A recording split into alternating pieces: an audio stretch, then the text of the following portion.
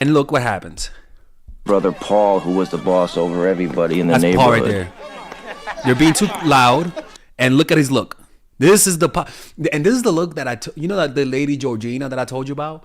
Like she didn't tell you she was disappointed. Her eyes said it in her face. Hello, Paulie. Look, quiet. Hey, Paulie. Paulie might have moved slow, but it was only because That Paulie- look, right? And a lot of us, even me, sometimes when somebody does something that annoys us, we don't do that because we just don't feel comfortable. The truth is, a sign of power, a sign that you deserve respect, is doing this. He didn't have to move for anybody. Must I forever be a beggar? In my school, I bumped into one of my classmates' paintings, right? Usually if somebody does that to me, I smile because I'm a polite person. But my classmate, he looked at me with an angry face. And that even though it was displeasing, it felt uncomfortable, what he did was right. I ended up respecting him a little bit more because it showed that he's willing to show negative emotions. So that's the first thing, is that you got to be willing to show displeasure in your face and in your words. And a lot of people don't do that because they're afraid of offending people. And because of that, then that encourages them to do even more things. So that's the first thing. So how do you deter someone? Pretty much when somebody's disrespectful towards you, don't smile. Just like children, when you smile, you show them you're not being serious, right? When somebody's being disrespectful, just completely lower your nonverbal cues.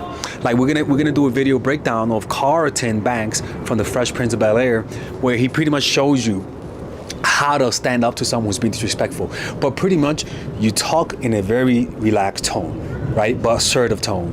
And you look at them and you tell them, hey man, I didn't like that. Or you give them a look, like literally like a look, right? Or you just don't say something. So if they're being disrespectful, you just give them like, or you express how you feel, or through text message, for example, sometimes you don't even respond, right? Remember, we watched the video of Paulie where they were being disrespectful and Paulie didn't say nothing. Paulie just came up and gave him the stern look. Look, humans react to that look. Now the next thing is that when somebody disrespects you, it's your time to show your strength. You don't show strength when things are well. You show strength when people are disrespecting you, not the opposite way around. You don't show strength when things are good. For example, people usually want a leader who's empathetic and soft when there's no war, right? When there's no conflict. But then if there's conflict, people want more of an authoritarian, powerful leader. It's the same thing, right? You don't show your power when things are good. You show your power when they disrespect you, and that's when you do show it. Usually that's the only time you show your fangs. A dog doesn't show his fangs when he's happy. A dog shows his fangs as a way to warn you that if you keep going, I'm gonna bite your ass. So that's one thing. Show your strength when people disrespect you. How do you know? Well, you got to find out in your life. What are the things that people did that was disrespectful that you didn't do nothing about? You got to have a category of things that you ignore, things that you punish with your face, like a child doing something wrong, you give them that look. But then there's things that if that child does, you whoop his ass, right? And then find out what are the things that people do that if they disrespect you, it means that you got to take some space, or things that people do that if they do, you'll never see them again, right? You got to know those things, because if you make that decision in the moment when you like the person, then you're going to lower your standards depending on how much you like the person. So if they disrespect you and you really like the person, you're going to lower the bar. Just like in the court system, if the judge is your friend, he's going to sentence you to a lighter sentencing. So that's one thing, right? It's a sign to show your strength. So rather than seeing that as a negative thing, see that as your time to shine. Now, how do you punish it? One, punish it with your absence. Let your unavailability do the dirty work for you. Do not give them any outbursts of anger that actually validates them.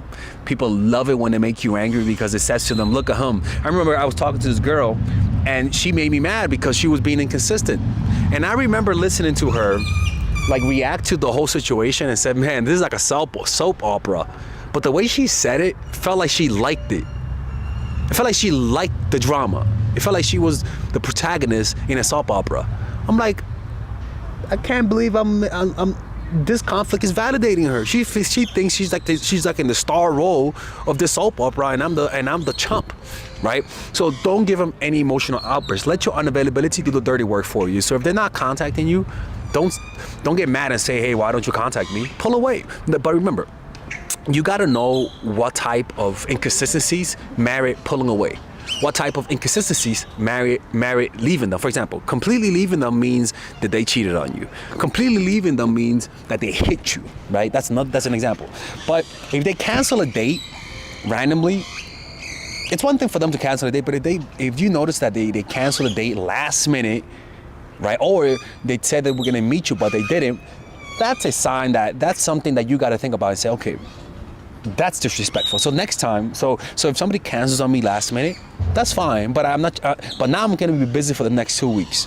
I'm gonna let my unavailability do the dirty work for you.